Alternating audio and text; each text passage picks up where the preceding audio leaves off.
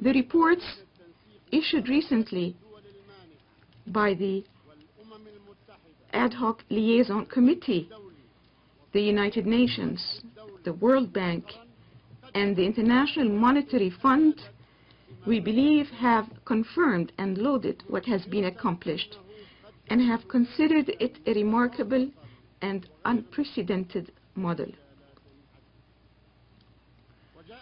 The consensus conclusion of the Ad hoc Liaison Committee of Donor Countries a few days ago here in this city described what has been accomplished as, quote, a remarkable international success story, unquote, and confirmed the readiness of the Palestinian people and their institutions for the immediate independence of the State of Palestine. That was the statement of the international community. I do not believe that anyone with a shred of conscience can reject our application for a full membership in the United Nations and our admission as an independent state.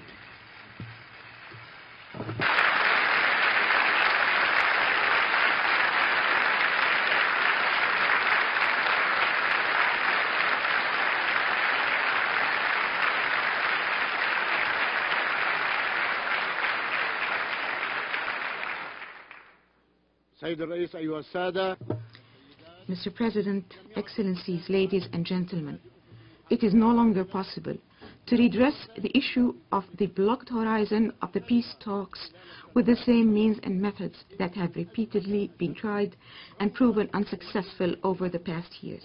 The crisis is far too deep to be neglected, and it is far more dangerous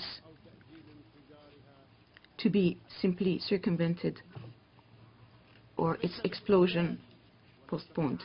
It is neither possible nor practical nor acceptable to return to conducting business as usual as if everything is fine. It is futile to go into negotiations without clear parameters and in the absence of credibility and a specific timetable. Negotiations will be meaningless as long as the occupation army on the ground continues to entrench its occupation instead of rolling it back, and continues to change the demography of our country in order to create a new basis on which to alter the borders. This is totally unacceptable.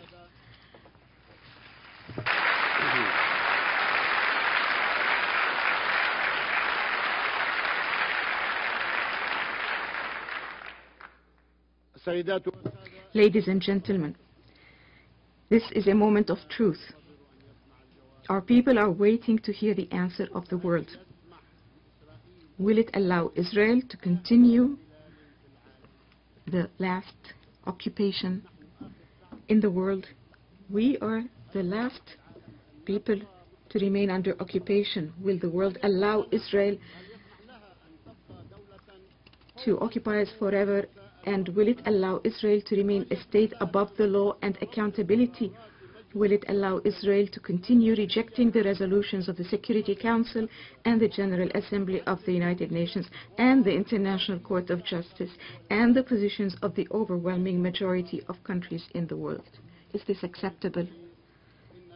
Mr. President, the heart of the crisis in our area is very, very simple and obvious. Either there is those who believe that we are an unnecessary people, unwanted people in the Middle East, or those who believe that in fact there is a missing state that needs to be established immediately.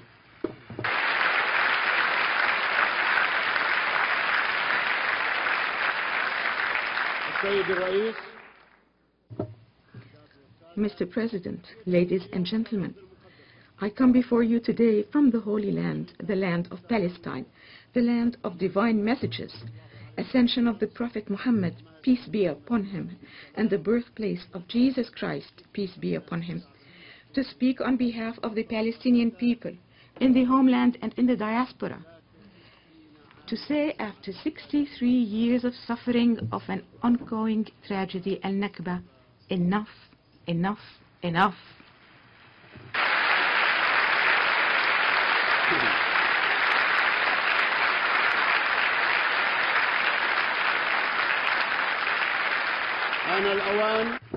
It is time for the Palestinian people to gain their freedom and independence. The time has come to end the suffering and the plight of millions of Palestinian refugees in the homeland and the diaspora, to end their displacement and to realize their rights, some of whom were forced to take refuge more than once in different places of the world.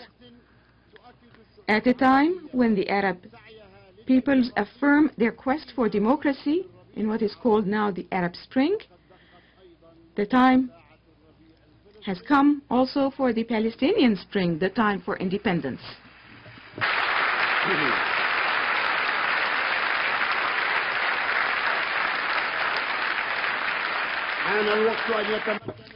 The time has come for our men, women and children to live normal lives, for them to be able to sleep without waiting for the worst that the next day will bring, for mothers to be assured that their children will return home without fear of being killed, arrested or humiliated, for students to be able to go to their schools and universities without checkpoints obstructing them.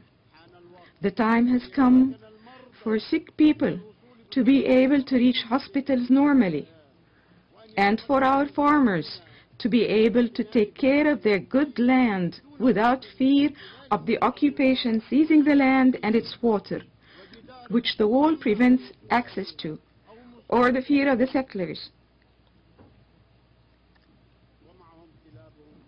with their guard dogs who attack the Palestinians.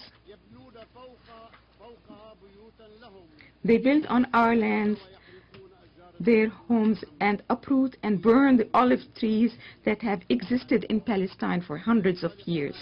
The time has come for the thousands of prisoners of conscience and freedom to be released from the prisons, to return to their families and their children, to become a part of building their homeland for the freedom of which they have sacrificed so much.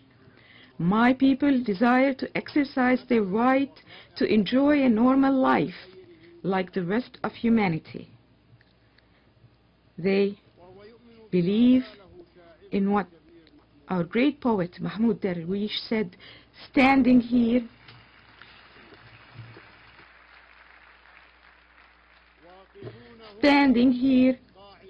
staying here, permanent here, eternal here, and we have one goal, one goal, one goal, to be, and we shall be.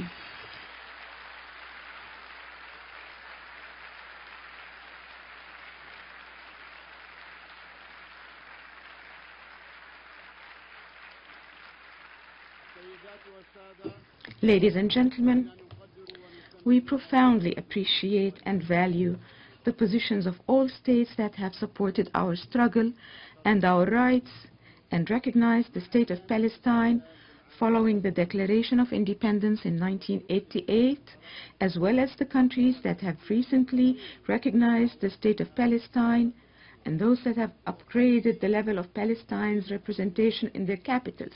I also salute the Secretary General, Mr. Ban Ki-moon, who said a few days ago a word of truth, that the Palestinian state should have been established years ago.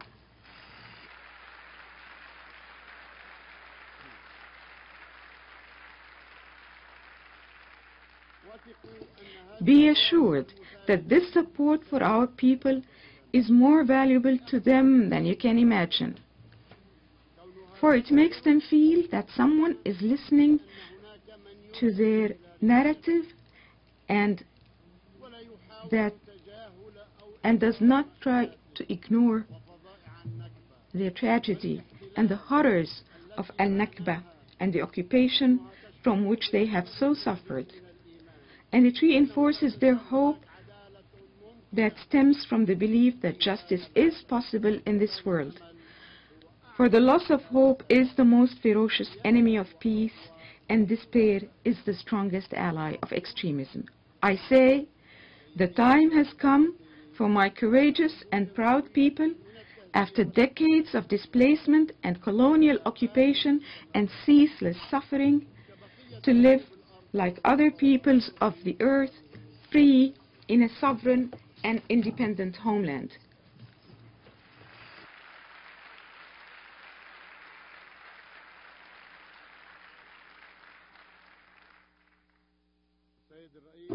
Mr. President, I would like to inform you that before delivering this statement, I, in my capacity as President of the State of Palestine and Chairman of the Executive Committee of the Palestine Liberation Organization, submitted to His Excellency Mr. Ban Ki-moon, Secretary General of the United Nations, an application for the admission of Palestine on the basis of the borders of June 4th, 1967, with Al-Quds al-Sharif as its capital, as a full member of the United Nations.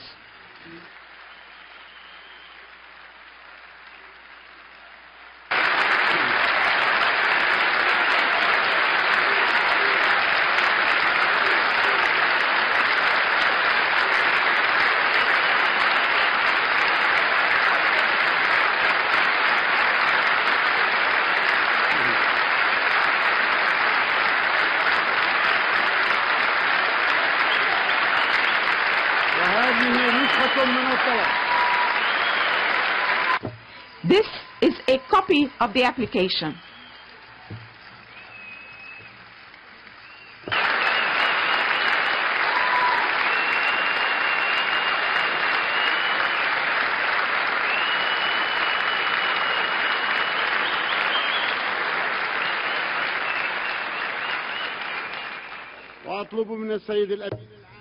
I call upon Mr. Secretary General to expedite transmittal of our request to the Security Council.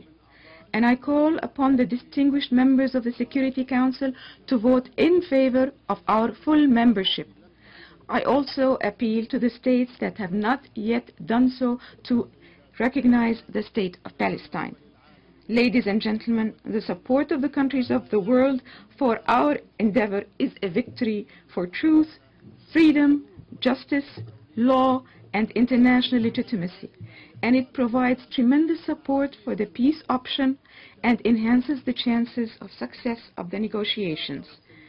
Excellencies, ladies and gentlemen, your support for the establishment of the State of Palestine and for its admission to the United Nations as a full member is the greatest contribution to peacemaking in the land of peace and throughout the world. Mr. President, I have come here today carrying a message from a courageous and proud people. Palestine is being reborn. This is my message. May all the people of the world stand with the people of Palestine as it marches steadfastly to its appointment with history, with freedom, with independence right now. And I hope that we shall not wait for long. Thank you all.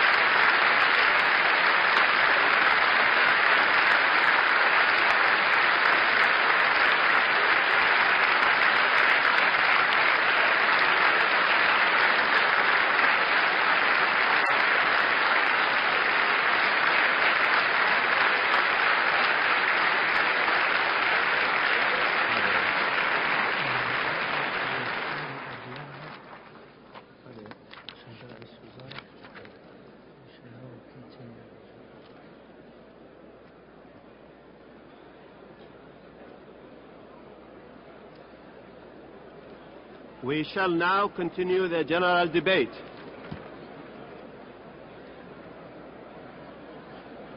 The Assembly will hear a statement by His Excellency Yoshihiko No